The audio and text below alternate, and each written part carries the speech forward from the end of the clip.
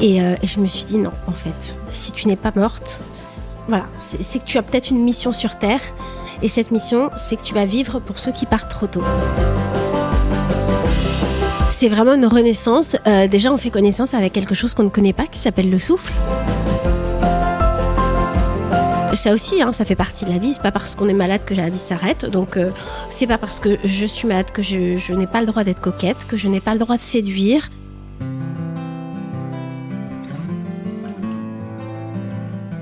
Nous naissons princesses et nous devenons guerrières. Fermez les yeux. Ça vous parle ?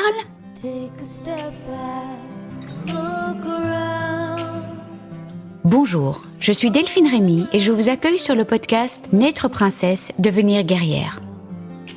Vous entendrez ici des personnes inspirantes, des médecins, des philosophes qui, j'espère, vous feront du bien. Vous entendrez aussi des femmes, comme vous, comme moi, des super princesses et hyper guerrières. Elles gèrent et elles galèrent. Comme vous, comme moi.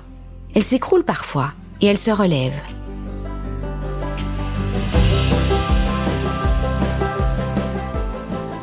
Sabrina nous dit « Ce n'est pas parce qu'on est malade que la vie s'arrête ».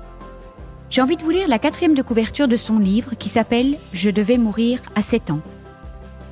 Inutile, invisible, sans avenir. Voilà l'avenir qu'on me promettait. Déjà, 4 mois après ma naissance, les médecins annoncent à maman que je ne vivrai que 7 ans. À l'adolescence, c'est la proviseure du collège qui me condamne à nouveau en disant « Très franchement, je ne sais pas ce qu'on peut faire de votre fille. Mais au moins, elle est jolie dans le décor. » Aujourd'hui, j'ai 39 ans, ce livre a été écrit en 2020, et la dernière fois que j'aurais dû mourir, en 2007, une greffe de poumon m'a sauvé la vie. J'ai participé à Secret Story en 2011 pour en témoigner, pour exister peut-être, et même si là encore, j'étais surtout jolie dans le décor, cette émission m'a permis de trouver ma place. Malgré tous les pronostics, j'ai la chance de vivre. Je respire, je connais l'immense bonheur d'être maman et je continue à chaque instant de narguer la mucoviscidose. Mais peu de gens savent ce qui se cache derrière la gaieté imperturbable de mes stories sur Instagram. Ma maladie ne se voit pas, les obstacles surmontés depuis ma naissance n'ont laissé aucune trace apparente et pourtant, je suis une survivante et j'ai des choses à dire. Et elle les a dites à mon micro. Quelle chance j'ai eu de passer ce moment privilégié avec elle. Alors il y a tellement d'histoires dans l'histoire de Sabrina. J'ai l'impression d'avoir enregistré 10 épisodes en un épisode. C'est fou. Et puis son histoire est juste hallucinante, faite de rencontres surprenantes et un certain alignement des planètes. J'ai envie de vous en dire plus tellement j'étais scotchée par son histoire, mais je vous laisse découvrir. Quelle force de vie, quel combat, quelle détermination, quelle joie de vivre. Mais Sabrina ne nie rien. Les coups de mou, la peur, la goutte d'eau qui a fait déborder le vase à un moment parce qu'il y a eu trop. Merci. Merci pour cette belle authenticité. Merci d'avoir avoué que pour une fois, tu en as eu marre d'entendre « Oui, mais tu es si fort, tu vas passer encore à travers ». Parfois, cette phrase qui se veut encourageante est en fait perçue comme une injonction. Merci d'avoir légitimé ce que nous vivons tous. Malgré tout cela, Sabrina nargue son épée de Damoclès avec le sourire et un amour pour la vie comme j'ai rarement vu. Je vous souhaite une bonne écoute. Bonjour Sabrina. Bonjour Delphine. Merci 1000 fois de venir dans mon espèce de petit studio qui fait un peu penser quand même à une chambre d'hôpital. Je sais pas ce que t'en penses, mais c'est quand même pas hyper charmant. Écoute, moi je suis très contente de te voir et je vois que ça. Voilà. Oh, merci Sabrina. Voilà, je suis assise sur le lit, toi c'est sur une petite table et tout ça. Je me suis dit et je voulais aller acheter une bougie ce matin et puis voilà, j'avais un call donc non, je voulais t'accueillir un peu plus chaleureusement. Non, mais tout est parfait. Moi j'aime bien les choses simples. Bon, ben voilà, ils ont entendu la 4e de couverture dans l'intro, qui est d'une puissance extraordinaire. Tu vas décortiquer un petit peu tout ça et nous raconter ton histoire. Évidemment, moi, j'ai adoré. Alors, j'aimerais relire encore. Oups, attends, il faut que je retrouve. Voilà, ici. Ce n'est pas parce qu'on est malade que la vie s'arrête. Voilà, ouais, exactement. On va démarrer avec ça. Et ici, voilà, et en règle générale, quelle que soit votre différence, votre handicap et votre maladie, rien de tout cela ne vous résume. Ces particularités ne constituent pas votre identité. Je vais te laisser continuer. Voilà. Tellement... C'est vrai que ce n'est pas parce que qu'on est malade que la vie s'arrête. Écoute, j'ai sorti ça spontanément un jour, je ne sais plus dans quel contexte, c'est marrant parce que quand je cite cette phrase, je revois la petite fille pétillante et pleine de caractère qui la cite. J'arrive pas à revisualiser exactement le contexte, mais je me rappelle. Tu l'as dit quand tu étais toute petite, cette phrase. Ah oui, je l'ai dit quand c'était toute petite. Ouais. J'étais, je sais pas si j'étais en rébellion contre quelque chose ou si j'avais envie de défendre une idée, mais elle est sortie spontanément. Et en fait, je me suis dit, mais c'est ça qui me caractérise, en fait. Et c'est comme ça que ma maman m'a éduquée, en fait. Oui, et donc, finalement, on va un petit peu retracer ta vie parce que, en fait, tu étais déjà très, très, très, très mûre. Je vois deux choses. Une enfant extrêmement mûre parce que malade et à la fois une âme d'enfant. Mais donc, c'est magnifique. Et encore maintenant, en fait. Ah oui, complètement. Mon âme d'enfant, elle est encore très omniprésente.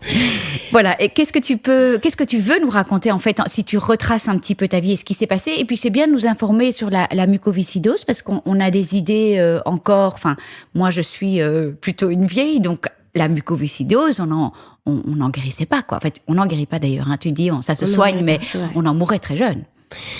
Ouais, alors donc ma maman est tombée enceinte et c'est vrai que toute sa grossesse, elle avait, pourtant c'est une femme qui n'est pas forcément hypocondriaque, voilà, mais elle avait cette espèce d'instinct maternel qui lui disait j'ai l'impression de ressentir quelque chose, mais tout était normal aux examens, il n'y a pas de problème. Et quand je suis née, en fait, tu étais la première, en fait. Oui, j'étais la première. Je suis fille unique, du coup, voilà.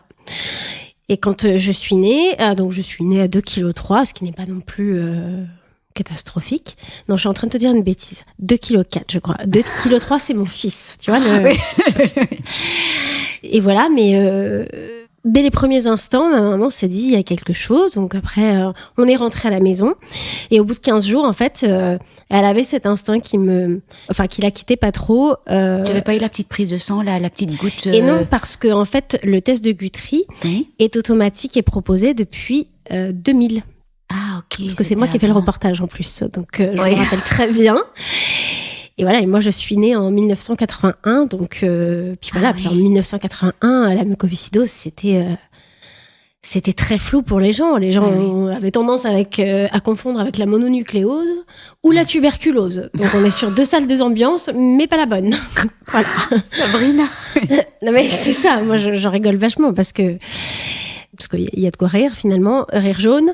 Et donc du coup, au bout de 15 jours, en fait, elle avait ses pressentiments qui la quittaient pas et elle a décidé de me faire hospitaliser de force et elle a dit au médecin, écoutez, c'est soit vous trouvez ce qu'elle a, soit parce que je toussais, j'avais des diarrhées qui n'étaient pas catastrophiques, mais elle avait vraiment ce sentiment qui la quittait pas. Et au bout de 15 jours, elle a dit au médecin, vous l'hospitalisez, vous la gardez. Et il y a deux solutions, en fait. Soit vous trouvez ce qu'elle a, soit vous me faites interner parce que je suis folle. C'est fou, l'intuition d'une maman. Exactement. Mais il y avait déjà de la toux et tout ça? Il y avait quelques petits encombrements. Il y avait surtout ces problèmes digestifs, ce petit poids plume que je... Oui, tu n'arrivais pas à remonter. Que je ne remontais pas, voilà, exactement. Et au bout de 15 jours, donc elle a été convoquée dans un bureau hyper froid et humide. Alors c'est marrant parce que tu dis que cette chambre d'hôpital ressemble à une chambre d'hôpital. Je t'assure que moi j'aimerais bien que les chambres d'hôpital soient toutes comme ça. Mais voilà, donc elle a été convoquée dans ce fameux bureau et on lui a dit vraiment d'une manière très brutale, voilà, on a fait les examens sur votre fille, elle est atteinte d'une maladie qui s'appelle la mucoviscidose et ces enfants-là ne vivent pas plus de 7 ans. Et c'est pour ça que mon livre, est intitulé « Je devais mourir à 7 ans ». Et voilà, donc pour une maman, puis ma maman, c'est le même gabarit que moi, quoi. Elle fait 1m55, elle fait 42-43 kilos, elle est un petit peu plus mince que moi. Elle est ressortie de cette pièce sur ses deux jambes et en se disant il faut pas que je tombe, en fait.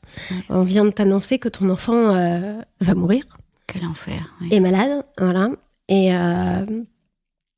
Et voilà, et donc quand elle est rentrée à la maison, moi je suis sortie de l'hôpital quelques jours plus tard et quand je suis rentrée, forcément elle avait, comme toute maman, ce diagnostic en tête qui tournait en boucle et je crois que dans mes yeux il y avait déjà beaucoup de caractère et de malice et elle s'est dit mais c'est pas possible en fait, pas possible ce qu'on me raconte. Donc en fait, elle a mis le diagnostic dans un coin de sa tête et elle s'est dit, on va vivre au jour le jour, on va se battre et on verra bien ce qui se passe. Oui, et puis ça requiert beaucoup de soins et tout ça, non? Complètement. Oui, c'est ça. Donc là, t'étais déjà... parce que j'entendais que tu as passé vraiment ton enfance à l'hôpital, mais à partir de ce moment-là, t'étais tout le temps à l'hôpital. La mucoviscidose, en fait, c'est une maladie qui, au quotidien, demande beaucoup de soins comme des séances de kiné pour désencombrer les bronches. Respiratoire, oui. Voilà, exactement. Toi, c'était au niveau respiratoire, on est bien d'accord, parce que ça peut être digestif. Voilà. Hein, voilà. Alors, moi, j'avais les deux, forcément. Ah, t'avais les deux. Ah oui. Ouais. Ah oui, ouais. Bah oui. Quand on est bien atteint pulmonairement, en général, c'est inévitable. Ouais, ok. Parce que c'est un peu le serpent qui se mord la queue. Quand on est vraiment que digestif, on arrive encore à bricoler au niveau des fois les poumons, restent sages. Mais moi, c'était vraiment pulmonaire, donc au niveau digestif, c'était la cata aussi. Et voilà, mucoviscidose, ça veut dire mucus trop épais, en fait. Donc, c'est le mucus qui se trouve dans les poumons qui est trop épais par rapport aux personnes normales, dû à une défaillance du gène. Et donc, du coup, ça crée l'obstruction de ces bronches, exactement. Donc, on produit du mucus tout le temps. Donc, voilà, donc ce mucus, il faut le faire sortir, il faut désencombrer les bronches. Donc, ça passe par la kiné. Par des aérosols aussi, beaucoup. Ouais. Donc, en gros, moi, j'ai grandi pendant les 18 premières années de ma vie, c'était minimum de 2 à 3 heures de soins par jour. Ouais. Et après 18 ans, c'était beaucoup plus. Parce que jusqu'à ma greffe, en fait, mon état s'est dégradé. Mais c'était une hospitalisation. Tu étais à l'hôpital, tu habitais carrément à l'hôpital, parce qu'il y a ce film dont on a parlé, la 5 Feet Apart, où tu l'as trouvé pas très réaliste. Alors non, moi j'aime pas du tout ce film. Oui, je vais pas ça. Me faire que évidemment, des moi amis. J'ai pleuré comme une madeleine en voyant ces deux jeunes qui tombent amoureux dans cet hôpital et tout ça. Je me suis dit, voilà, c'est la réalité de la mucoviscidose. Et à la fois, je me suis dit, tiens, mais j'ai pas l'impression que tout le monde vit comme ça, donc je sentais que c'était pas tout à fait réel. Mais non, il y a du vrai, hein, mais il y a des choses qui sont accentuées, qui sont voilà. Encore une fois, un film, c'est une fiction, donc il y a beaucoup de réalité. C'est inspiré d'eux, mais c'est pas complètement la réalité. Tout à fait. Par exemple, moi, mes premiers amoureux étaient des mucos. Puisque j'étais tout le temps à l'hôpital. J'avais 16 heures de soins par jour à la maison, mais il faut savoir qu'il y avait très peu de possibilités à l'époque de faire des hospitalisations à domicile, donc des HAD.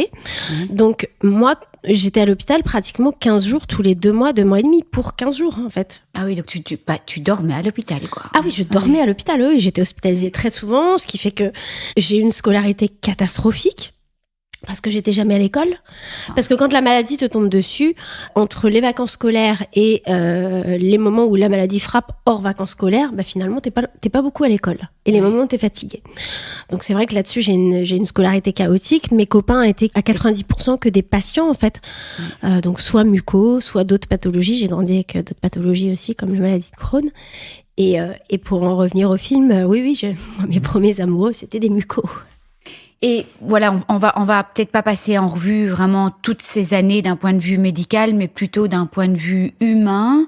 Comment tu as vécu cette enfance un peu en retrait, parce que dans ton livre, je vois aussi que tu as quand même eu une enfance, quoi. Donc c'est ça je trouve ça, c'est merveilleux que tu gardes cette âme d'enfant et que tu l'as dit d'ailleurs quand on s'est appelé, que tu as quand même eu une belle enfance, mais c'est difficile à imaginer, je veux dire, à cet hôpital. Alors peut-être que oui, tu t'es rapproché d'autres mucos, comme tu les appelles. Ouais. Comment ça a été cette vie, et puis la peur tout le temps de ta maman? Je dirais que cette vie, faut apprendre à composer avec, parce que moi j'ai toujours été de nature positive. J'étais une petite fille très vive, qui aimait danser, qui aimait rire, qui aimait rigoler. Mais à côté de ça, j'avais la réalité en fait. Dans les couloirs de l'hôpital, il y a la mort qui est très présente en fait, et c'est difficile de ne pas faire un transfert, de se dire c'est ça qui m'attend, parce que voilà, moi toutes mes copines elles sont décédées de cette maladie et tes copines de l'hôpital en fait. Mes copines de l'hôpital, exactement. Et alors j'ai eu une période où c'était très compliqué, parce que je me suis dit mais en fait c'est à l'adolescence en fait. Vraiment j'ai eu une période où j'ai fait un espèce de burn-out médical et j'ai arrêté de me soigner pendant 3 mois. Je prenais plus aucun médicament. Je me disais pourquoi je vais m'emmerder avec toutes ces heures de soins alors qu'au final je vais finir comme elles en fait, comme ces personnes. Je vais les rejoindre. C'est juste que je suis la dernière sur la liste, mais ça va arriver. Et puis voilà, puis à l'adolescence, un jour, je me suis réveillée un matin comme un déclic. Et je me suis dit, non, en fait, si tu n'es pas morte, c'est que tu as peut-être une mission sur Terre. Et cette mission, c'est que tu vas vivre pour ceux qui partent trop tôt. Donc, Voilà, On donc le en sent fait, dans ton livre, c'est merveilleux, oui. Et donc en fait, c'est là où ça rejoint le fait que j'estime avoir eu une belle enfance, une belle adolescence. C'est-à-dire que j'ai toujours fait en sorte de ne pas lâcher mon objectif, qui est de vivre, malgré la maladie. Voilà. Et tu dirais que tu as été plus chanceuse que les autres d'un point de vue médical. Qu'est-ce qui a fait que toi, t'es passée à travers? Est-ce que c'était je vais dire une force de caractère? C'était quoi, en fait? Parce que c'est vrai que tu as perdu des amis. Alors, je vais pas employer le mot chance, je vais plus insister sur le fait, et c'est valable pour moi, pour toute pathologie, qu'il ne faut jamais se comparer. Chaque cas est différent. Tout à fait. Ce qui se passe chez l'un se passera pas chez l'autre, et vice-versa. Donc moi, je suis encore là. Je peux pas dire que c'est de la chance parce que voilà, dans ma tête, c'est pas la roulette russe, si tu veux. Mais non. Mais voilà, et c'est ce que j'essaye vraiment de véhiculer autour de moi, c'est-à-dire qu'on peut s'inspirer des autres, mais il faut jamais se comparer. Si Très on se important. compare, voilà. Tu te rends compte si tu t'étais comparée en permanence, je me serais pas battue en fait. Je me serais pas battue et j'aurais pas vécu, c'est-à-dire que j'aurais attendu que la mort tape à ma porte. Tu vois, et j'aurais attendu longtemps parce que 41 ans et je suis encore là. Donc pleine de vie. Voilà. Et pleine de vie. Et donc Sabrina, qu'est-ce qui s'est passé? Donc ta santé s'est dégradée et puis il y a eu ce poumon. Alors en fait, j'ai été pendant des années pas bien mais stable. Voilà. Il faut savoir que la seule solution, alors on va y revenir parce qu'aujourd'hui il y a des choses qui ont changé dans la mucoviscidose et c'est important de les préciser.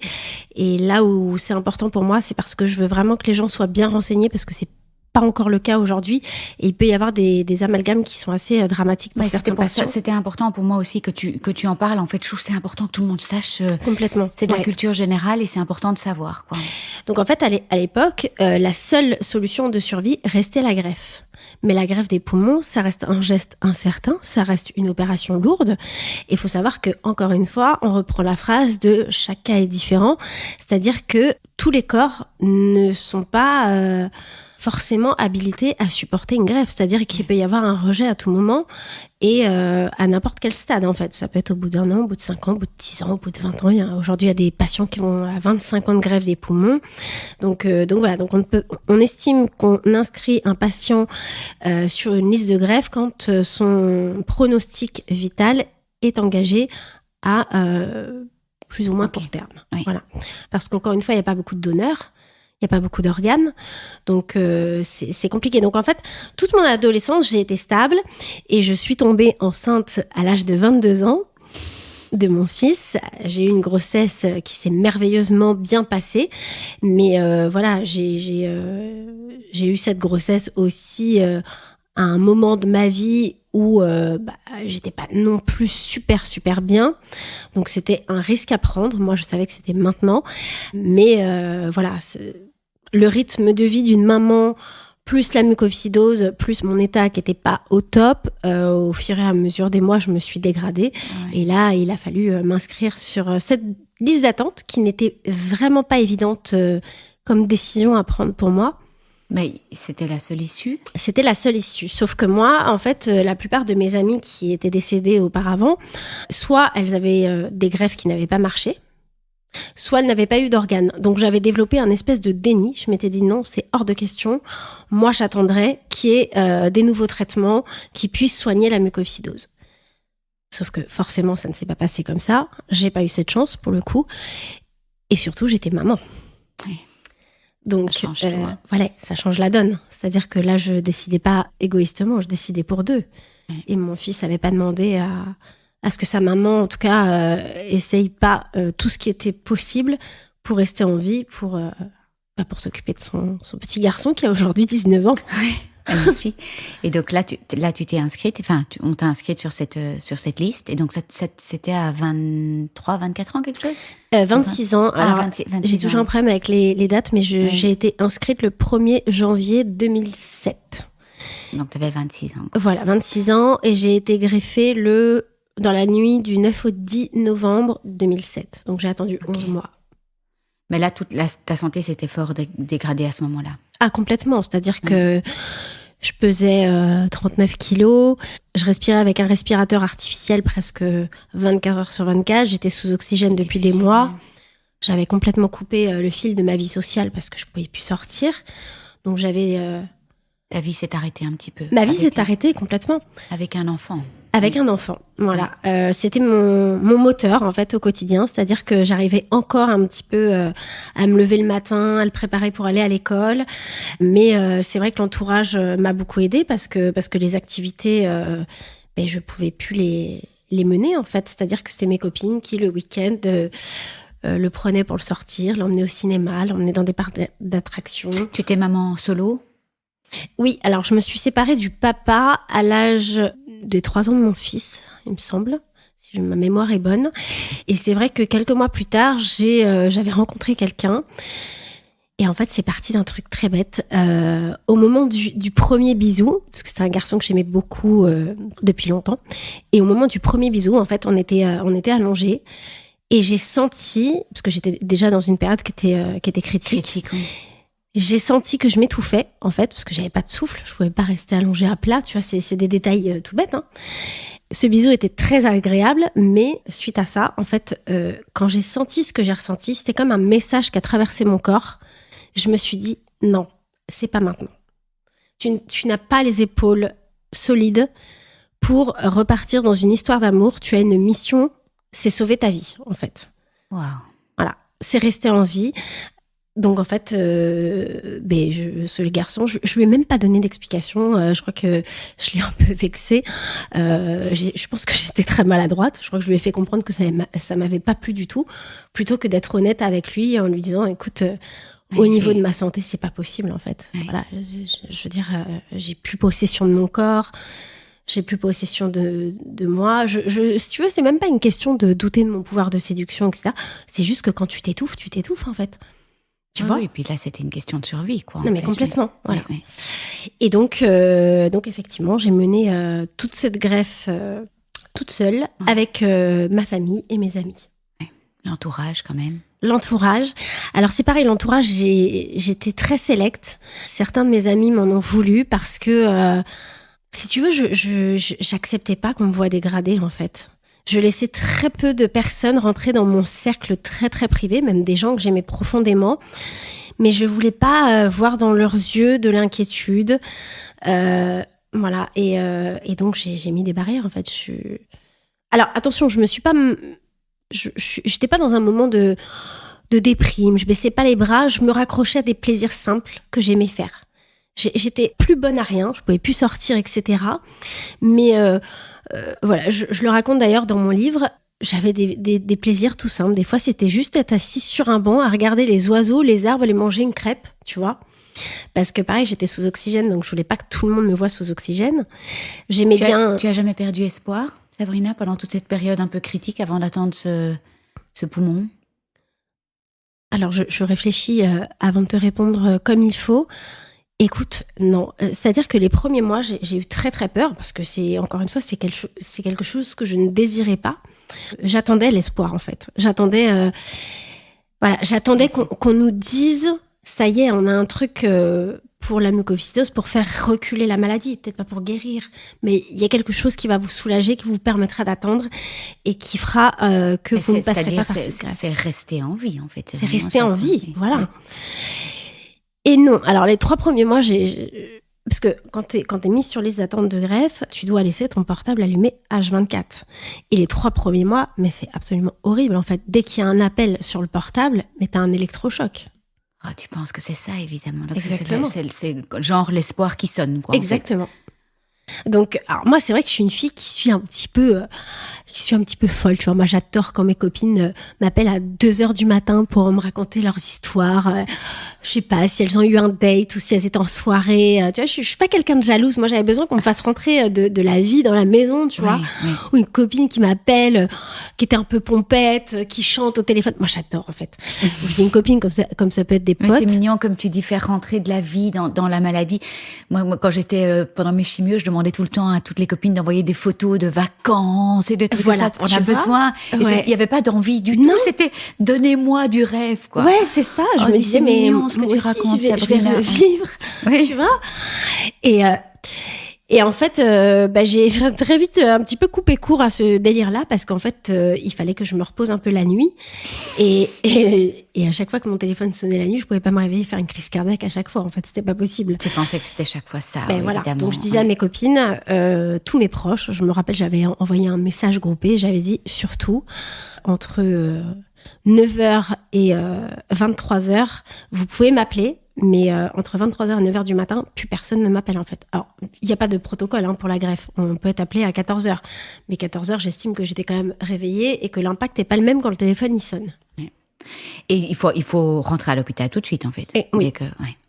Et donc, voilà, on va plutôt parler de événements heureux, mais est-ce que c'était une seconde vie ? Ah, complètement. C'est vraiment une renaissance. Déjà, on fait connaissance avec quelque chose qu'on ne connaît pas, qui s'appelle le souffle. Oh. Voilà. Alors, j'ai quand même mis un petit...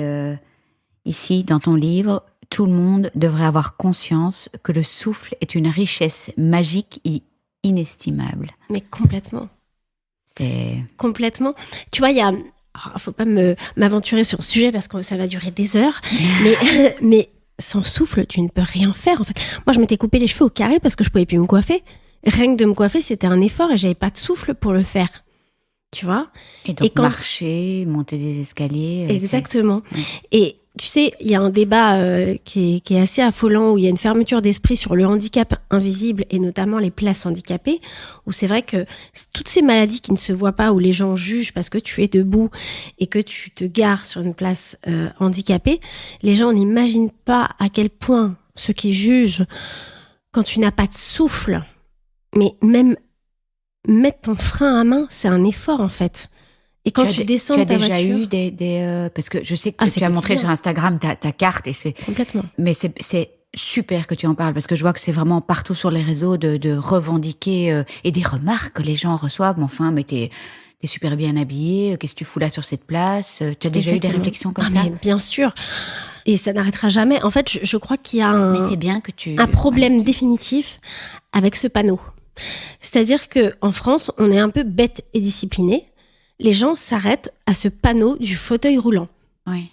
Tu vois ? Oui, c'est ça. Je réfléchissais quand tu le disais. En fait, c'est effectivement un fauteuil roulant, quoi. C'est un fauteuil roulant. Donc, pour les gens... autre chose, en fait. Ouais. Mais il faudrait caractériser le handicap invisible. Autrement. Le handicap invisible, ça représente 80% du handicap, en fait. Oui.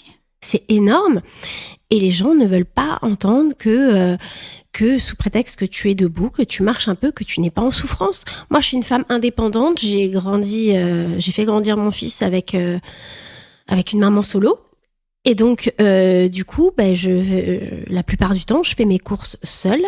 Je fais tout seule, mais faut savoir que des fois, sous mes vêtements, il peut se cacher des aiguilles, des perfusions. Je pense à des personnes qui traversent un cancer, qui sont sous chimio, etc. Mais c'est terrible, en fait, parce que... Alors, je vais te dire qu'il y a quand même un signe... Parfois, je me dis, c'est plus compliqué quand c'est invisible. Parce que tu sais, quand tu perds tes cheveux, il y a une espèce de reconnaissance de la société. Tu vois ? Et donc, je me garerais sur une place handicapée sans cheveux, je pense que je n'aurais pas ces critiques. Je trouve que c'est très, très compliqué, le handicap invisible. Parce que quand on te voit comme ça, mais qu'est-ce qui se cache tout là derrière, quoi ? C'est ça. Mais c'est ça, oui, mais alors, je suis entièrement d'accord avec toi. Mais on est comme aujourd'hui, Delphine, où il fait 1 degré. T'es en chimio, t'as un bonnet. Ça veut dire quoi, en fait ? Que t'es obligé d'enlever ton bonnet pour te justifier ? Mais c'est terrible, en fait. Tu te rends compte, pour l'estime de soi et pour tellement de sentiments, c'est quand même hyper violent. Ouais. J'ai trouvé qu'il y avait plus de reconnaissance quand on n'a pas de cheveux. Et je trouve que c'est plus difficile ce que toi tu vis, ce que beaucoup tous ces comptes Instagram sur les handicaps invisibles. Et je trouve que c'est vraiment bien d'informer la population sur ce qu'on ne voit pas, quoi. Et il y a une incompréhension totale, il y a une solitude, il y a mais donc, alors ton souffle, tu as récupéré ton souffle. Oui. Quelles sont tes capacités en fait avec cette greffe ? Tu as reçu quoi en fait ? Alors j'ai reçu 2 poumons. T'as reçu 2 poumons. 2 poumons, et quand j'ai été greffée, j'étais à 13% de souffle. Je suis à 102% aujourd'hui. Ouf. Voilà, ce qui veut dire escalader l'Everest, quoi. Ah ouais, là c'est le 300e ciel. C'est-à-dire que je respire toute seule. C'est-à-dire que j'ai plus d'oxygène, j'ai plus de kiné. Voilà, j'ai plus toutes ces séances de kiné, j'ai plus ces aérosols, je fais du sport. Et voilà, alors des fois on a l'impression que je suis essoufflée quand je parle parce que en fait j'ai vécu 22 ans sans souffle et j'ai pas forcément appris à m'en servir. Et en fait j'ai tellement peur de ne plus en avoir que j'ai tendance à parler très très vite ou de mal utiliser ce souffle en fait tout simplement. Mais je vais très bien en fait, ça a changé ma vie et c'est vraiment une renaissance. Une renaissance. Ah ouais, complètement. Et on va passer à l'histoire de Secret Story. Qu'est-ce qui s'est passé? Raconte-moi, parce que ça, c'est vrai que pour moi, tu m'as dit, je te raconte pas trop, et comme ça, j'ai un peu l'effet surprise. Alors, l'histoire de Secret Story. On va remonter un petit peu avant. Quand j'étais en attente de greffe, un jour, je suis allée accompagner une amie chez le gynécologue. Voilà, c'était ma sortie parce que moi, je me montrais plus avec mes amis. Ce jour-là, on était en avril, il faisait très beau.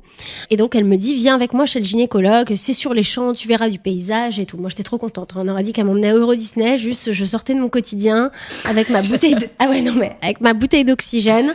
Donc, j'étais trop contente. Donc voilà, puis je crois que ce jour-là, on avait été manger quelque chose dans un petit truc sympa. Donc voilà. Donc en gros, on va chez le gynécologue et dans la salle d'attente, je me retrouve nez à nez avec Alexia Laroche-Joubert, donc la productrice de la Star Academy. Ah, c'était ça maintenant le lien avec la Star Academy. Exactement. Oui. Okay. Et donc du coup, je me retrouve face à elle et forcément, on était en début avril et Grégory Le Marchal était encore en vie. Et forcément, j'ai suivi toute l'aventure de Grégory Le Marchal. Donc moi, je me retrouve dans cette salle d'attente, Grégory Le Marchal que je n'ai pas connu. Je trépignais d'envie de lui poser la question, en fait, de savoir comment il allait, parce que forcément, on avait la même maladie, c'est quelqu'un que j'ai suivi, que j'aimais beaucoup. Et en fait, je sais pas si elle a senti l'énergie que j'avais et cette envie de lui parler, mais que je n'osais pas. Et elle me dit, mais je peux vous poser une question? Je dis oui. Elle me dit, mais c'est quoi ce que vous avez sur le nez? C'est de l'oxygène? Je dis oui, c'est de l'oxygène. Et là, du coup, elle m'ouvre une porte, donc j'y vais direct. Je dis oui, je suis atteinte de la mucoviscidose comme Grégory Le Marchal. Et là, on se met à discuter comme deux vieilles copines, comme si on se connaissait depuis toujours. Génial. Et t'es là juste pour accompagner ta copine chez le gynéco, quoi. Exactement. Donc, c'est que tu devais être là, hein, franchement. Ouais. Et grâce à ce gynéco qui était en retard dans ses consultations, la conversation a duré 3/4 d'heure. Voilà. Génial. Excellent. Et donc, en partant, je sais pas pourquoi, dans une phrase, je lui glisse que Dominique Lavanant, donc la comédienne, est ma marraine.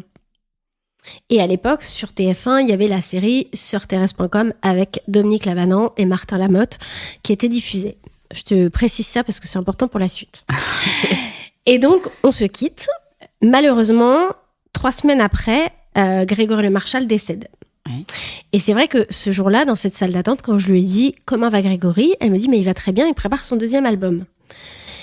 En fait, je me souviens, mais très bien, tu vois, j'en ai des frissons quand je te raconte ça. J'étais chez moi le 30 avril, le jour où Grégory Le Marchal est parti, et en fait, je me réveillais d'une sieste. J'avais mon respirateur artificiel. J'ai une de mes copines qui m'appelle, qui me dit Grégory Le Marchal est décédé. Et là, je dis oui, non, mais n'importe quoi, c'est encore la presse qui raconte des conneries. J'étais dans un déni total, tu vois.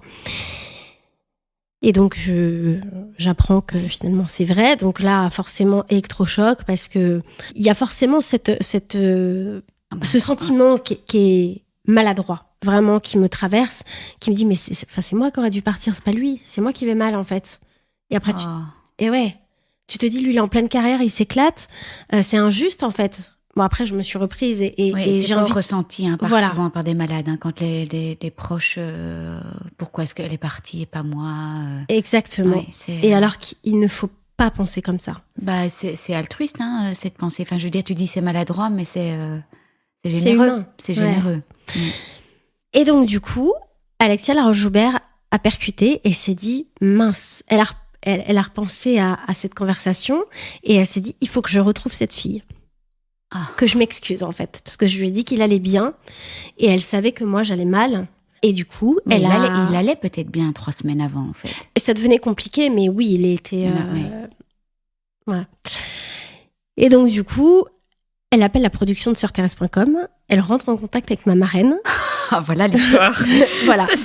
Elle retrouve mon numéro et elle m'envoie un super message. Et elle me dit, je suis vraiment profondément désolée. j'avais pas tous les détails de la situation. Hein. Elle me dit, mais écoute, ça me ferait plaisir qu'on reste en contact et d'avoir de tes nouvelles de temps en temps. Je dis ok. Et voilà, et moi je suis pas quelqu'un qui s'impose, donc je lui donnais, je crois que je lui avais écrit dans l'été, et elle me dit, ah bah tiens, je suis au bureau, je prépare la nouvelle saison de la Star Academy, j'aimerais beaucoup t'inviter. Et en fait, je lui réponds à côté, parce que moi, j'étais dans un état catastrophique. Et je dis, mais enfin, elle sait pas de quoi je parle. Enfin, elle sait pas de quoi elle parle. C'est-à-dire que je suis dans un état catastrophique, je vais pas pouvoir faire grand-chose, en fait. Et une semaine avant la Star Academy, elle me renvoie un message. Elle me dit, écoute, ce jour-là, il y a Rihanna, Amel Bent, etc. Elle me dit, je voudrais t'inviter. Et là, je me dis, mais comment je vais faire, en fait ? Je veux dire, je suis dans un état, mais catastrophique, parce que, en fait, plus les jours avançaient, plus c'était critique. Ouais. Et en plus, la semaine d'avant, j'avais eu ce qu'on appelle, ce qui peut arriver, un faux appel de greffe. C'est-à-dire que mon téléphone a sonné à 20h pour me dire il y a un donneur. Et le temps de dire au revoir à tout le monde, de réunir tous mes proches à la maison, le temps de partir à l'hôpital, je franchis la porte de la maison et on me dit l'organe du donneur s'est dégradé, il n'y a plus de... Oh, c'est horrible. Ça, c'est horrible. Oh, c'est horrible. Et là, t'as un quart de seconde où émotionnellement, tu penses que tu le vis bien, mais en fait, ton corps, il est en train de réagir à toute la force et je dirais cette espèce de dignité que tu gardes depuis des mois en te montrant très forte. Et suite à ça, je te jure que mon état s'est dégradé puissance 1000. Et là, je sentais, c'est la première fois pour rebondir sur une de tes premières questions, où je me disais, là, c'est chaud. Est-ce que je vais tenir ? Oui. Parce que je sentais vraiment tout mon corps qui réagissait. C'est-à-dire que j'avais des courbatures partout. Je pouvais plus faire un pas. J'ai un 68 mètres carrés. Je pouvais plus aller de ma chambre à ma cuisine. Oh, Sabrina, wow. Et ouais.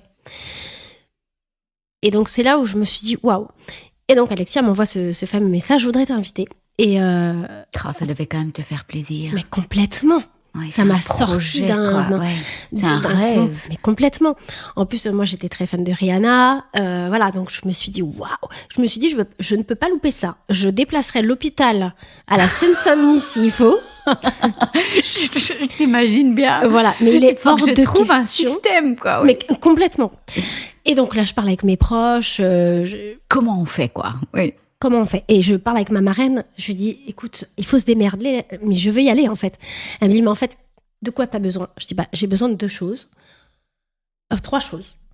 Qu'on transporte, quoi. Qu'on me transporte, déjà. Alors ça, c'est pas le problème, parce que j'avais un invité avec moi. J'avais 2 places. J'ai besoin qu'on me laisse venir sur le plateau avec ma bouteille d'oxygène et que je puisse garder mon téléphone allumé, parce que s'il y a un appel, je peux pas le louper. Ouais. Et la 3e chose, c'était que je patiente pas dehors en attendant, voilà. Ouais. Bref. Important, quoi. Quand même. Et Alexia me dit, mais s'il y a que ça, bien sûr. Elle me dit, c'est moi la productrice, je fais ce que je veux, t'inquiète pas, je donne toutes les consignes. Il y avait même un pompier qui était en charge de veiller sur moi toute la soirée, dans le public, où j'avais juste le petit doigt à lever et dire, voilà, ça va pas, il faut que je sorte. Sachant que toutes les équipes qui se sont occupées de la Star Academy se sont occupées de Grégory et Marshall. Ah ouais. Et ouais. Donc, c'était aussi fort pour eux, je pense, de m'accueillir sur le plateau. Oui, hyper touchant, quoi, oui. Exactement. Et donc, je passe une soirée, mais incroyable. J'avais mis 2 pantalons pour essayer d'avoir des formes parce que je pesais plus que 38 kilos et j'étais dans un état catastrophique. Je me fais belle. Je me trempe dans un pot de paillettes. J'étais une boule à facettes. Mais vraiment. Je te jure. Sabrina, mais c'était la vie. Mais exactement. Je me dis, voilà, ça fait des mois que je suis enfermée, je vais tout donner. J'avais, 18 tubes de fond de teint sur le visage. Je pense que si j'avais mis de l'enduit, ça n'aurait même pas été aussi efficace. Et j'étais contente. Voilà, donc je passe une super soirée, je chante, j'arrive à trouver un espèce de souffle qui arrive de je ne sais où parce que je l'avais pu. J'ai des artistes qui me mettent en ambiance, dans une ambiance pas possible. Voilà, je fais vraiment, je coupe avec mes 11 mois d'attente et je m'éclate. Et je me souviens, la fin de l'émission est à 23h15 et il y a ma mère qui appelle sur le téléphone. Ma mère qui appelle sur le téléphone. Ah. Et la personne qui m'accompagnait, elle me dit, c'est ta mère. Je dis, oui, elle va attendre 5 minutes. Je dis, c'est bon, on va sortir du plateau. Je dis, c'est bon, elle attend 5 minutes. Et elle appelle 3 fois. Et donc, la copine de ma mère décroche. Et ma mère hurle dans le téléphone, greffe, il faut y aller, greffe. Elle avait reçu un appel, Elle avait reçu un appel du chirurgien qui avait dit, il y a un donneur pour Sabrina, il faut pas qu'elle le loupe, c'est une mine d'or. Et ton téléphone n'avait pas sonné? Eh ben, si. Mais en fait, il a appelé ma maman parce que... Ouais. Il voulait me préserver, en fait. Il s'est dit, Sabrina, il est 23h, je sais qu'elle a une peur bleue de la nuit. Il savait pas où j'étais. J'avais pas dit que j'allais faire la fête. Attends, mais c'est incroyable. Donc, c'est ce soir-là que t'as reçu le... Mais c'était sur le plateau où Grégory Le Marchal a chanté, hein, quand même. Donc, oh là là, Sabrina, mais quelle histoire, voilà, tu te dis, c'est incroyable. C'est presque comme si c'était envoyé... Complètement. C'est juste Et dingue, ma mère, comme les 2 fois d'avant, elle avait pas réussi à me joindre. Non, mais ma mère, elle a appelé la police du 19e, à côté des studios. Elle a dit à tout le monde, écoutez... Si j'arrive pas à joindre ma fille, si vous vous déplacez pas, je porte plainte contre non-assistance à personne en danger. Il faut que ma fille ait cette greffe. Donc du coup, en fait, en 10 minutes, tout le plateau, toute la régie était au courant que j'avais un appel. Donc là, tout le monde vient me voir. C'est une magnifique histoire, quoi. Mais c'est incroyable. En fait, tu vois, ça m'émeut quand j'en parle parce que c'est dingue. Ce qui s'est passé ce soir-là. Et là, t'es partie directement à l'hôpital, boule à facettes, enduit. Voilà. J'arrive devant un mec aux urgences. Non mais, j'arrive devant un mec aux urgences. Je dis bonjour, je viens me faire greffer. Le mec me regarde. Et en fait, là, c'est comme si toutes les émotions tombaient. En fait, j'avais réussi, il y avait peut-être 10 mètres entre la place de parking des urgences et l'accueil. Et j'avais réussi à marcher, en fait. Et j'arrive devant le mec, je m'écroule, en fait. C'est-à-dire que j'avais tout donné dans cette soirée. J'avais tout donné dans cette soirée et dans cette annonce, en fait. Toute l'énergie. Tu vois, j'avais pas pleuré, j'étais pas angoissée. Et je me souviens, j'arrive devant ce mec maquillé comme un pot de peinture. Je lui dis, je viens me faire greffer. Et là, boum, mes jambes se coupent. Et ma mère, elle a compris direct dans mon regard. Elle a dit, il faut aller chercher un fauteuil roulant. Elle pourra plus avancer à partir de maintenant. C'est en fait toute cette attente depuis des mois. C'est ça. Ma meilleure amie qui était en soirée avec d'autres potes à l'autre bout de Paris, qui a pris tous les sens interdits de Paris pour arriver à l'hôpital. Elle avait été chercher sa mère avant. Donc, mon fils qui était chez son papa est venu du fin fond du 78 avec ma petite nièce qui avait... je crois qu'elle avait 7 mois, un truc comme ça, un tout petit bébé, avec mon beau-frère. Tout le monde s'est retrouvé à l'hôpital, en fait, ce soir-là. Oh, c'est une belle histoire. Ouais, complètement. Oh, ça me... Ouais, faut pas que je pleure. Non, je suis limite, là. En plus, mais quelle coïncidence, quoi, c'est... Incroyable. C'est dingue. Et donc, tout s'est bien passé? Tout s'est bien passé. Je me suis réveillée après 11 heures d'opération.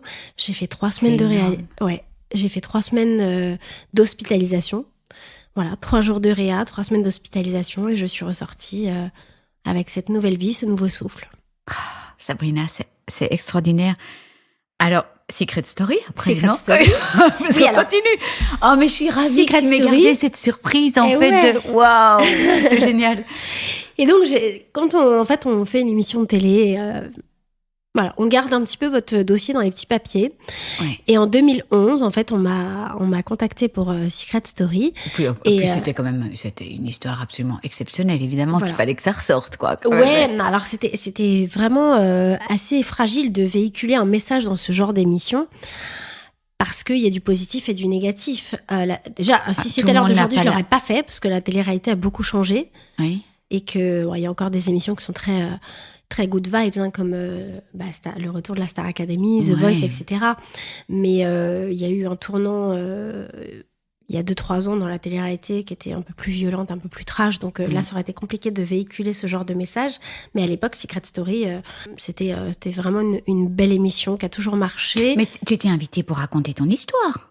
Alors moi, j'étais candidate. Oui, j'ai été prise pour ma personnalité et pour mon histoire. J'avais quand même un secret. Mon secret, c'était je vis avec les poumons d'un autre. Et si tu veux, quand on m'a proposé cette émission, je me suis dit, là, c'est l'opportunité d'arriver en personne inconnue. C'est-à-dire que personne connaît mon histoire. J'étais Sabrina et non pas Sabrina qui avait la mucoviscidose. Et pour moi, ça avait une autre résonance.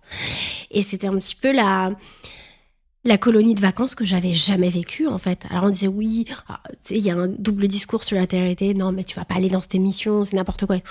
Mais si, je vais y aller, en fait. Moi, je connais pas bien. Tu vois, moi, je regarde pas. Mais c'est génial. Écoute, T'avais envie de raconter cette histoire. J'avais envie de raconter, on n'en a pas parlé toute l'émission, bien évidemment, parce que je n'étais pas là pour ça, mais la révélation de mon secret a été très forte et j'ai pu passer mon message sur le don d'organes. Et puis, c'était une manière pour moi d'avoir cette exposition, de montrer une fois de plus à tous les patients qui pouvaient nous regarder, de se dire, encore une fois, vous voyez, c'est pas parce qu'on est malade que la vie s'arrête. Mais c'est un moyen extraordinaire, parce que il y a une audience de fou. Donc c'est vraiment... Et tu as adoré... J'ai adoré. Voilà. J'ai adoré, je ne regrette absolument rien. Est-ce qu'il y a moyen de regarder ça de nouveau? C'est rediffusé? Oui, je crois qu'il y a les épisodes sur YouTube. Ah. Voilà. Et non, j'ai adoré. Bon, j'ai quelques petits regrets parce que j'ai pas lâché prise dans l'émission, donc j'étais pas complètement moi-même. En fait, j'avais tellement peur de décevoir les personnes qui me regardaient, qui étaient malades, que je me mettais une pression tout le temps, voilà. Donc, mais c'est pas grave. Bien que tu le dises. Ouais. Est-ce que c'est pas aussi difficile parfois de témoigner pour tous ceux qui n'ont pas la chance, enfin, comment tu te situes par rapport à tous ceux qui n'ont pas la chance de recevoir des poumons ou... Je pense que celui qui est, en tout cas moi je le perçois comme ça, celui qui est dans sa chambre d'hôpital, qui attend. Ça donne de l'espoir, en fait. Hein. Oui, ça donne quand même de l'espoir. Mais bien sûr, c'est ce qu'on a envie d'entendre. Je te dis, attends, elle est passée par là, pourquoi pas moi, en fait? Et c'est ça que j'ai envie de véhiculer, parce que... Bien sûr.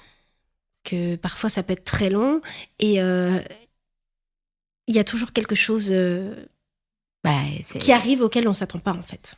Mais oui, et puis bon, la phrase un peu cliché, mais qui est quand même, enfin, l'espoir fait vivre, hein, il y a rien à faire, je veux dire, c'est ça, on se raccroche à ça. Tant qu'il y a de la vie, il y a de l'espoir. Tant qu'il y a de la vie, il y a de l'espoir, et puis voilà, moi j'avais écrit un article, l'espoir est plus contagieux que le Covid, et c'est hyper important d'entendre des histoires. Alors, on avait parlé de féminité. Oui. Et ça, j'aimerais que tu en parles, parce qu'elle a dû être mise à mal quand même. Ma féminité a été mise à rude épreuve dès mon plus jeune âge. C'est-à-dire que, tu connais ça, moi j'ai eu mon premier porte-à-4, j'avais 6 ans. Oh là là. Et j'en ai eu 7. Et en fait, quand j'étais petite, en fait, on n'a pas forcément fait attention. Donc, au départ, j'avais des cicatrices horribles. Et puis j'ai grandi, il a fallu apprendre à vivre avec ces cicatrices. La mucoviscidose est une maladie où, encore une fois, le poids est très capricieux, donc pas beaucoup de kilos, donc toujours avec des réflexions, mais il faut manger, oh là là, mais qu'est-ce que t'es maigre. Et ça, c'est des choses qui peuvent être très violentes chez une femme, parce que le corps se développe pas aussi vite qu'il ne faudrait. Moi, jusqu'à 22 ans, j'avais des seins, j'avais de la poitrine, mais j'avais pas de forme, en fait. Oui. Et d'avoir tout le temps des réflexions. Et à côté de ça, il faut garder quelque part en tête de se dire, je suis une femme, j'ai le droit d'être une femme, je vais avoir le droit aussi de séduire. Ça aussi, c'est un combat, en fait, d'être une femme quand on est malade. Oui. C'est-à-dire qu'il faut faire attention à tout, essayer de gommer... alors, assumer bien sûr, mais essayer de gommer ce qu'on peut gommer. Et puis... tu vois, j'ai quelqu'un il y a 2 jours qui m'a dit quelque chose qui m'a un peu fait tilt, enfin qui m'a un peu interpellée, pas vexée, oui. Mais ouais, mais je me suis dit non, en fait, je vais pas rentrer là-dedans. En fait, quelqu'un m'a dit mais toi t'es toujours pimpante, on a l'impression que tu vas jamais mal et ça donne limite des complexes. Mais en fait, moi, prendre soin de moi, même quand je vais mal, pour moi, c'est une force. C'est-à-dire que quand tout est négatif, le médecin vient te voir, tes résultats sont négatifs. Tu es pas bien, tu es faible. Si moi, dans mon miroir, je vois une femme qui ne sait pas quoi faire minimum, qui ne peut même pas prendre sa douche, qui porte un t-shirt, ça m'arrive, hein, complètement froissé, etc. Et ça, c'est des détails auxquels je fais hyper attention. Oui, tu me l'avais dit, mais c'est bien... Quand je t'avais raconté cette journée que j'ai gagnée là dans la peau d'une mannequin et tout ça, et que je t'avais dit oh, est-ce que c'est un peu superficiel ou quoi, et tu m'avais dit mais non, mais c'est hyper important, et moi je trouvais ça hyper important aussi. Exactement. Quoi. Quand notre féminité a été mise à mal par la maladie, on sait à quel point c'est pas du tout superficiel, c'est hyper important. C'est pas superficiel parce que l'image que renvoie notre miroir est tellement violente, en fait. Quand on se regarde dans le miroir, c'est difficile, en fait, on voit tous nos défauts. Donc quand t'es mal et que tu te prends tout ce mal en pleine tête, qu'en plus ton état physique va mal, les mauvaises nouvelles qu'il y a autour de toi par rapport à ton état de santé ne sont pas bonnes, c'est pas possible en fait, tu peux pas relever la tête. Donc en fait t'es tiré vers le bas et moi je garde toujours en tête, trouve quelque chose, débrouille-toi pour garder, je dirais le nez et le menton à la surface pour respirer. Et c'est prendre soin de toi. Prendre soin de soi. Voilà, exactement.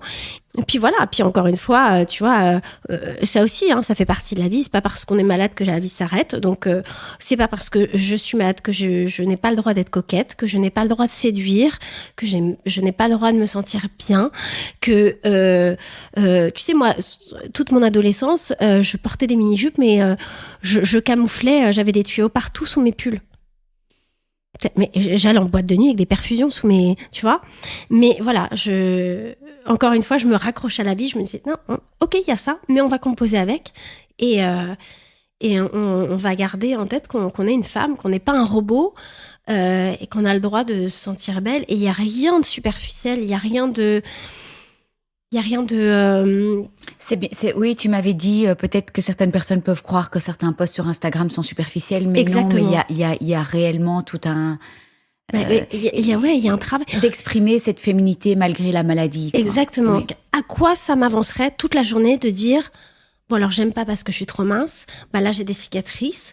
Mes seins ne sont plus très fermes parce que j'ai vécu une greffe des poumons et parce que j'ai mon fils. Voilà, j'aime pas mes lèvres parce que elles sont bleues. Elles me rappellent la période où. Dis-moi juste à quoi ça sert. Tu vois, c'est pas constructif. Justement, voilà, mes lèvres, je les aime pas. J'aime pas la couleur que j'ai. Et ben justement, ça me donne envie de les maquiller et de faire ressortir quelque chose de lumineux sur mon visage et du positif en fait. Bah, c'est bien, c'est des beaux messages. Et tu te sens bien, féminine? Ouais. Alors après, dans la vie privée. Tout est une question de la personne avec qui tu es aussi. C'est-à-dire que, encore une fois, dans l'intimité, il y a beaucoup de femmes qui me disent, oui, moi, c'est difficile quand tu rencontres un homme, que tu as plein de cicatrices, etc. Donc ça, c'est des choses qu'il faut aborder progressivement. Bon, ça, je pense qu'on pourrait y consacrer tout un podcast entier, oui. Bien évidemment. Cicatrices de vie, oui. Cicatrices de vie ou signes. Moi, j'ai fait l'amour sous perfusion. J'ai fait l'amour sous oxygène et j'arrivais à me sentir désirable avec l'homme avec qui j'étais, en fait, dans ses yeux. Magnifique. Tu vois ? Et c'est des choses qui se travaillent. Et aujourd'hui, c'est aussi pour ça, je sais que tu vas pas tarder à me poser la question, que je me suis aussi lancée dans l'accompagnement. Ben voilà, justement. tu as lu dans mes pensées parce que j'allais te dire, c'est ce que tu comptes faire maintenant avec des patientes. Alors, j'aimerais bien que on va peut-être pas peut-être dire un petit mot sur ce diabète qui est arrivé, oui. Un tout petit mot, mais j'aimerais aussi que tu envoies un message aux personnes qui nous écoutent parce que maintenant tu vas faire de l'accompagnement. Donc voilà, juste un petit mot sur ce diabète qui est arrivé, donc parce que c'était quand même encore une nouvelle difficile. Et puis tes rêves, ta formation là en PNL, enfin tout ce que tu as envie de faire. Ouais, parce que c'est vrai que je vois que ça tourne. Toi aussi, tu as un rendez-vous après, donc on va dire vraiment l'essentiel. En fait, ce qu'il faut savoir dans la mucoviscidose, c'est que c'est vrai qu'on greffe les poumons, mais encore une fois, ce n'est pas une guérison. Alors oui, je voulais juste donner un petit mot d'information sur ce qu'est la mucoviscidose aujourd'hui, parce que il y a un nouveau traitement qui est sorti, que peuvent bénéficier 40% des patients. Voilà. Et qui est un traitement assez révolutionnaire, qui a un impact sur le mucus et qui fait considérablement reculer la maladie. Wow. Après, c'est un médicament qui a quand même... Enfin, reculer la maladie, tu vis avec la maladie, mais t'es soigné, quoi. Ouais, oui. C'est comme si... on maîtrise plus ou moins la maladie, quoi. Pour vulgariser le truc, c'est comme si on mettait un coup de desktop au niveau du mucus. Ouais. Voilà. Ouais. Donc voilà. Et alors ce médicament, c'est vrai qui fait beaucoup parler. En fait, il est problématique pour deux choses. Déjà, d'une, il ne guérit pas la mucoviscidose, donc c'est important que les gens comprennent qu'on a encore besoin d'eux dans notre combat. Et la deuxième chose, c'est qu'il représente que 40% des patients qui peuvent en bénéficier. Ça veut dire qu'il y en a 60 autres sur le côté qui attendent. Et dans ces 60, il y a les greffés. Ok. Voilà. Donc moi, je ne suis pas éligible à ces médicaments et de toute façon, je suis bien lucide là-dessus. C'est pas une question d'être négative ou pas. Là, avec ta greffe, ouais. Mais tu as encore la mucoviscidose, mais donc tu as ta greffe qui t'aide, quoi. Donc, mais il y a encore des problèmes intestinaux. le digestif est encore là Oui, et le je ne suis digestif. pas à l'abri d'un rejet. Ah oui. Et ouais. Ok. Et l'organe, il vieillit quand même en toi. Hein. Oui. Ça peut mettre du temps, mais l'organe, il vieillit. Donc, en fait, même si un jour j'ai ce médicament qui arrive, moi, si je fais un rejet, c'est pas ce médicament qui va me soigner. Ok. Donc, voilà, je garde en tête, c'est ce que je te disais, moi, j'avais toujours cet espoir de pouvoir attendre ce médicament. Après, c'est quand même, j'éprouve quand même beaucoup de gratitude de me dire que je suis encore en vie pour assister à ça. Et encore une fois, ça prouve que l'espoir existe. C'est-à-dire qu'il y a quelques années, un médicament pour soigner la mucoviscidose, pas pour guérir, hein, je fais attention à mes termes, C'était impensable. c'était loin, quoi. Ouais, c'était dans ouais. 50 ans, C'est 80 fou, quand ans. Et aujourd'hui, il est là, en fait. Et il y a des patients qui étaient en attente de greffe, qui sont retournés bosser au sport et qui vont super bien. C'est Donc, génial. voilà. C'est Donc, génial. j'ai une éclaboussure d'espoir. Et à côté de ça, c'est vrai que l'arrivée de ce médicament, il a été difficile pour moi parce que l'année dernière, j'ai fait une tumeur qui est principalement due, on pense, à la prise des anti-rejets au long terme. Voilà, donc en fait, je te raconte tout ça aussi pour en venir au diabète, c'est-à-dire que quand tu greffes des poumons, tu remplaces un problème par un autre. Tu as quand même des problématiques qui s'ajoutent. J'ai un début d'insuffisance rénale, j'ai ce diabète qui vient de faire une apparition dans ma vie. Alors, c'est vrai que je l'ai plutôt bien accueilli parce que, d'un côté, c'est contraignant parce que j'ai plus cette liberté, parce que maintenant, il faut me piquer, il faut calculer les glucides, etc. Ouais, tu même parlais si, beaucoup de cette liberté, voilà. hein, parce que déjà, tu en as été privé quasi toute ta vie et hop, c'est reparti, quoi. Exactement. Après, aujourd'hui, c'est vrai que le diabète n'est plus ce qu'il était, il n'y a plus de mais c'est restrictions encore une chose en alimentaires, plus, quoi. mais c'est quelque chose en plus. Oui. Voilà. Donc, c'est vrai qu'il y a toujours... Il y a cette épée Damoclès qui est toujours en train de te chatouiller au-dessus de ta tête, quoi, Ouais. en fait, qui te rappelle à chaque instant que tu es là. Et je pense que c'est aussi pour ça que j'ai cette valeur de la vie depuis toujours. C'est-à-dire que je n'ai jamais vécu d'une manière avec cette philosophie de me dire je vais mourir, c'est dans pas longtemps, etc. Je la vois, cette épée, mais je la nargue en permanence. Je la nargue, j'adore ça. Voilà, exactement. Je nargue ma mucoviscidose, Je je nargue nargue mon diabète, je nargue complètement. mon épée. Voilà. Tant que je Magnifique. suis là, je vis et je profite à fond. Ça fait presque un titre de podcast, en fait. Je nargue cette épée Et de ouais, Damoclès. je nargue complètement. Donc voilà, donc par rapport à ce diabète, il y a ça en plus, il y avait cette tumeur. Mais Elle était où, la tumeur? la tumeur, elle était sur un organe que je ne connaissais pas il y a encore un an, je ne te le cache pas, qui s'appelle le thymus, qui est derrière le poumon. Ouais. Voilà. Donc en fait, il a fallu me réouvrir le thorax sur 20 cm pour écarter et en même temps faire attention à ne pas abîmer mon greffon. Ouais. Donc voilà. Et en fait, donc suite à cette opération, je t'avoue que j'ai vraiment perdu confiance en moi. J'ai douté de moi. En fait, si tu veux, quand j'ai eu cette nouvelle, je l'ai très mal accueillie et ça n'a pas été perçu de la bonne façon autour de moi. C'est-à-dire que la première chose qu'on m'a dit à chaque fois, à chaque coin de rue, c'était ouais, c'est difficile, c'est un coup dur, mais ça va, t'as vécu pire. Et t'es forte, tu vas y arriver. Est-ce que pour une fois dans ma vie, est-ce que j'ai le droit d'exprimer ce que je ressens? Et en fait, là, je suis en train de vous dire, tu vois, j'ai les larmes qui me montent parce que je me suis sentie hyper seule. Je suis en train de vous dire que j'ai besoin d'aide, en fait, que j'ai besoin d'être accompagnée, que là, j'ai peur et je veux pas qu'on me lâche la main. Mais non, en fait, personne ne l'a perçu. Donc, en fait, je me suis vachement Et t'avais cette image de warrior, en fait, donc... Exactement. Mais Ouais, oui, je c'est suis une leur- warrior. Bien sûr que je vais affronter, bien sûr que je vais me soigner. Mais en fait, ouais. là, j'ai peur, en fait. J'ai besoin qu'on me tienne la main. Alors, la femme forte, et c'est pas parce qu'on supporte tout dans la vie qu'un jour, il n'y a pas une goutte d'eau qui fait déborder ton vase. Et ce n'est pas parce que tu es quelqu'un de fort qu'un jour, tu n'as pas le droit de dire, là, c'est trop. J'en ai marre, en fait. Ouais. Je vais me reprendre. C'était trop. C'était trop. C'était trop. Ça voulait pas dire que je n'allais pas me soigner. Ça voulait pas dire que j'avais besoin que j'allais pas me battre. Mais j'avais besoin qu'on m'écoute, en fait, qu'on m'entoure. Pas qu'on me lâche cette phrase. Oh, ça va, t'as vécu pire. Mais c'est des injonctions terribles, en fait, hein. C'est Terrible. insupportable. Ouais. Ouais. Et si je pouvais donner un conseil, ce serait ne vous fiez jamais aux apparences. Ne vous contentez pas d'un oui, ça va, je vais bien. Essayez de creuser un petit peu quand quelqu'un vit une étape. Si la personne vous dit non, mais ça va aller. Non, creusez en fait. Creuser, dire est-ce que tu as besoin de quelque chose, que tu as besoin de sortir. Moi, je demandais pas à en parler peut-être toute la journée, mais j'avais besoin de... Non, mais c'est comment est-ce que tu vis le choc? Est-ce que tu es anxieuse? Exactement. J'avais juste besoin qu'on m'écoute. Je demandais pas. Parce qu'il y a des fois des gens qui vont dire ouais, mais tu sais, c'est pas évident de trouver les bons mots dans ces moments-là. Mais en fait, j'ai pas envie que tu trouves les mots, je veux juste que tu m'écoutes et que tu me montres que t'es là. Et je veux pas qu'on me laisse dans ma solitude, parce que là, j'ai peur, en fait. Parce que d'une, mon corps de femme allait être encore mis à rude épreuve. Tu te rends compte qu'on te dit, sans pincette, bon, bah, c'est encore une opération sur 20 cm, sur le décolleté, on va ouvrir le thorax. Mais vous m'annoncez ça comme ça, en fait? Je suis une femme, en fait. Je suis pas... Pardon, mais je suis pas un roast beef, en fait. Tu vois, il y a un moment donné, et donc tu te dis, mais qu'est-ce que mon corps de femme va encore devenir?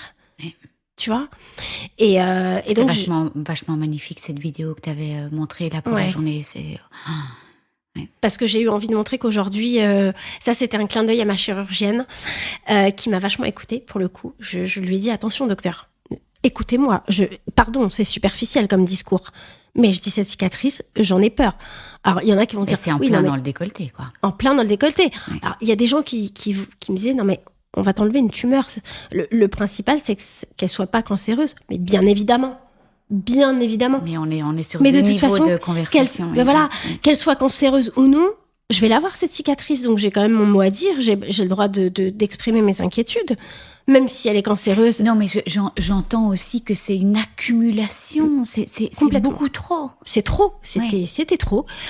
Et donc voilà. Donc cette vidéo, c'était vraiment un clin d'œil à ma chirurgienne qui a fait un boulot extraordinaire, et aussi encore une fois ce besoin de montrer aux autres qu'aujourd'hui la chirurgie n'est plus ce qu'elle était il y a quelques années. Qu'il y a des chirurgiens qui font des choses formidables. Et voilà. Et j'assume ma féminité. Je la montre cette cicatrice. Je porte des décolletés et je suis fière. Puis moi, je disais souvent, en fait, ces chirurgiens, c'est prendre soin de nous aussi que de bien nous reconstruire, bien nous... c'est important, quoi. Totalement. Donc, on va passer à l'accompagnement, parce que, voilà, maintenant, toute cette expérience... et en plus, avec du recul, parce que pour bien accompagner, il faut prendre du recul, mais tu as pris tellement de recul par rapport à tout ça, tu souhaites accompagner des personnes. Ouais, alors donc après cette opération, c'est vrai que j'ai perdu confiance en moi et je me suis fait moi-même accompagner. Voilà, par la maison Grégory Le Marchal qui a ouvert une maison qui fait justement de l'accompagnement. Et en fait, ça a été parce que je vois, c'est mentionné sur ton livre. En fait, c'est au profit de. En fait, sur chaque livre, il y a 1 euro qui est reversé à l'association Grégory Le Marchal. Magnifique. Voilà. Et donc, je me suis fait moi-même accompagner. Et en fait, là, ça a été la révélation. C'est-à-dire que depuis l'âge de, je crois, 2-3 ans, je témoigne dans les médias pour parler de mon histoire, de mon parcours, pour sensibiliser sur la mucoviscidose. Et en fait, aujourd'hui, je suis arrivée à un stade où alors ça, c'est mon ressenti personnel parce que c'est comme ça, mais j'estime que mon histoire, on l'a entendue en boucle depuis des années. Alors attention, il faut continuer à faire de la sensibilisation. Oui. Mon histoire aide certaines personnes aujourd'hui, et tant mieux. Mais moi, dans mon cheminement personnel, j'ai besoin de plus aujourd'hui que de raconter mon histoire. Et en fait, par mon vécu et par mon grand âge maintenant, j'ai envie d'apporter une valeur ajoutée à ce parcours. Et mon envie, c'était de me professionnaliser, de faire de l'accompagnement pour pouvoir apporter au quotidien des protocoles qui puissent aider certaines personnes pour reprendre confiance en elles. Alors, c'est pas que pour des personnes qui sont touchées par la mucoviscidose, hein, donc non. Des personnes qui ont une pathologie complètement ou du coaching de vie. Du coaching de vie, je ne te cache pas que je ne suis pas vraiment attirée par... c'est horrible, hein, par monsieur, madame, tout le monde, en fait. Parce que, encore une fois, il y a... c'est mon vécu, en fait. Moi, je suis bien avec les gens avec qui j'ai grandi et avec qui je sais me faire comprendre. Et je sais comprendre. Mais donc, vraiment des personnes qui ont eu, à un moment donné, une épreuve de vie, problématique médicale totalement. ou principalement médicale, tu dirais une pathologie, peut-être pas, un burn-out, des épreuves de vie, quoi. Ou exactement, une épreuve de vie particulière, parce que du coup, je pense que j'ai cette faculté à ressentir ce que les gens perçoivent, en fait, de quoi ils souffrent, et vraiment cibler sur quoi on peut travailler et ce qui peut être amélioré. Et tu as travaillé un petit peu sur des protocoles ou parce que je vois que tu avais fait une formation en PNL. Je viens de finir ma formation en PNL. Très puissant. Ouais, très puissant.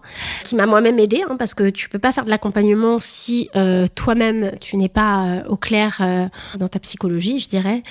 Il faut d'abord soigner ses problématiques avant. Alors je dis pas que j'en ai plus du tout, on en a tous et toute la vie, chez tout le monde, même c'est le chemin d'une vie. Exactement. Mais en tout cas, voilà, je pense que j'arrive à bien cerner. Et la question qui revient souvent, c'est les gens me disent, mais tu vas encore t'enfermer dans le milieu de la maladie avec tout ce que tu as vécu. Il faut savoir que j'ai aussi cette faculté à, une fois que je rentre chez moi le soir, la maladie, elle reste à la porte. Alors, évidemment, il y a mes soins. Mais oui, mais si tu te professionnalises. Sujet, alors moi, tu sais, moi, on m'a dit, mais tu restes tout le temps dans ton cancer, tu restes avec ton podcast et tu n'en sortiras jamais. Mais voilà, regarde, des rencontres comme ça, c'est extraordinaire. Complètement, c'est hyper riche. Et puis là, tu te professionnalises, donc c'est une autre dimension, je trouve. Complètement. Et c'est pas parce qu'il y a ces choses qui nous caractérisent, qui sont. Enfin, moi, quand je te vois, je connais un petit peu ton parcours, mais je vois Delphine Rémy, en fait. Oui. Tu vois, je vois pas le cancer. T'es une personne avant d'être une maladie, et j'arrive à faire abstraction avec tout ça. Donc voilà, donc c'est mon projet d'aujourd'hui de pouvoir faire de l'accompagnement, exactement. Et comment est-ce qu'on peut te retrouver alors ? Enfin, on mettra toutes les informations. Tu as un site de toute façon ? Alors mon site est en construction. Alors, en reconstruction, parce qu'il a eu un petit problème et que, surtout maintenant avec ma nouvelle activité, il avait besoin d'un petit dépoussiérage et de rajouter quelques petites choses. Mais en attendant, les gens peuvent me contacter sur Instagram pour avoir un petit peu plus d'informations. Et donc, tu feras de l'accompagnement aussi en visio, parce que tout le monde n'habite pas à Paris. Donc, alors, qu'est-ce que tu vas faire ? Je vais commencer par le présentiel pour me sentir vraiment bien dans mon activité et à l'aise. Je me sens prête, totalement. J'ai déjà commencé un petit peu. La visio, on verra, parce que j'ai vraiment besoin d'intégrer ça complètement pour me sentir efficace aussi avec les gens en visio. Parce que moi, je suis très tactile, j'aime beaucoup l'humain, j'aime beaucoup ressentir les énergies. Donc j'ai juste besoin de m'assurer que je puisse être aussi efficace en visio. Je pense qu'il y aura déjà beaucoup de travail à Paris, de toute façon. Voilà, donc voilà. Alors, encore une petite question, parce que tu as dit que tu pouvais dévoiler, tu es sur un projet cancer, on va dire. Cancer. Mais bon, nous sommes en décembre, nous enregistrons maintenant en décembre, mais ça va sortir en janvier, donc le projet sera déjà sorti. Est-ce que tu peux m'en parler ? Alors, on sort un podcast, justement, qui est avec l'association AIDA, qui lutte au quotidien aux côtés d'adolescents atteints du cancer. Et sur ces podcasts, on aborde tout ce qu'il y a autour de la maladie, autour des jeunes. C'est-à-dire que on va aborder la scolarité, l'annonce de la maladie, la vie à l'hôpital, le bien-être. On aura le point de vue des médecins. Voilà, donc il y a un donc numéro. c'est des jeunes atteints de cancer. Totalement. Tout type de cancer. Tout type de cancer. Ok. Exactement. C'est extraordinaire. Donc on a des jeunes qui témoignent, qui racontent leur parcours. Donc on a enregistré une première saison qui était hyper riche et qui était juste incroyable, parce qu'encore une fois, c'est des échanges qui sont très forts. Et voilà, en fait, on a envie que ce soit les jeunes qui aillent parler aux jeunes. Voilà, le jeune qui est enfermé dans sa chambre d'hôpital, qui se pose plein de questions. Voilà, on a envie qu'on puisse lui répondre, qu'on puisse aborder des sujets sans filtre et sans tabou. Et donc pour ce podcast qui a été fait avec l'association AIDA, dont Léa Moukanas est la présidente, et c'est donc Charlotte Namura qui anime ce podcast, et moi qui suis avec mon œil d'experte de patient. C'est super. Et voilà, et autour de la table, jeunes s'adressent à des jeunes, c'est vraiment extraordinaire. Et autour de la table, on a des jeunes atteints du cancer, en rémission, qui ont des histoires extraordinaires et très riches. Donc c'est une belle aventure. Merci pour ça, Sabrina. Merci, Delphine. Petite question piège. J'adore. Oh, mais c'est pas facile, Comment est-ce que tu aimerais clôturer ce podcast ? C'est pas évident. Mais tu peux prendre un petit temps de réflexion. Écoute, pour la réflexion, je suis pas très bonne, donc je vais être très spontanée en te remerciant déjà pour tout ce que tu fais, tout ce que tu véhicules, parce que je crois qu'en plus de ce podcast, je me suis livrée à une femme très inspirante qui me fait du bien. J'ai beaucoup d'émotions qui remontent, et c'est très rare pendant les interviews. Vraiment. Donc voilà, je te remercie. Je pense que tu fais beaucoup de bien autour de toi et je t'encourage à continuer à le faire.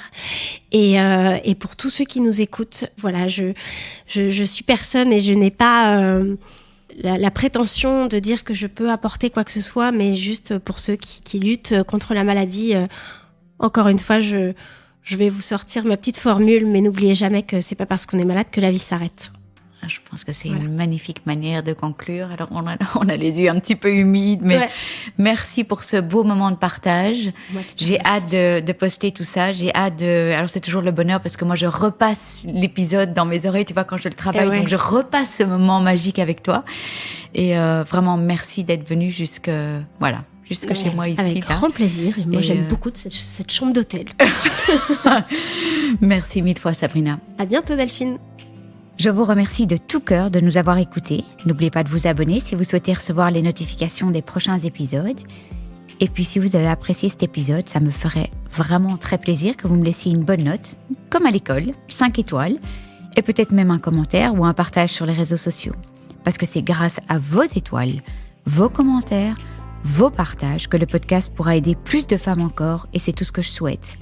Donner ou redonner espoir, se serrer les coudes toutes ensemble, partager nos joies, nos peines et célébrer toutes les princesses et guerrières de ce monde. Si vous désirez vous aussi partager votre histoire, n'hésitez pas à me contacter via le blog Cancer je gère, cancer-je-gère.blog. Il y a des instructions pour le partage de témoignages. Et puis je vous embrasse tous et toutes très très fort. Prenez soin de vous et on se retrouve la semaine prochaine. Gros bisous!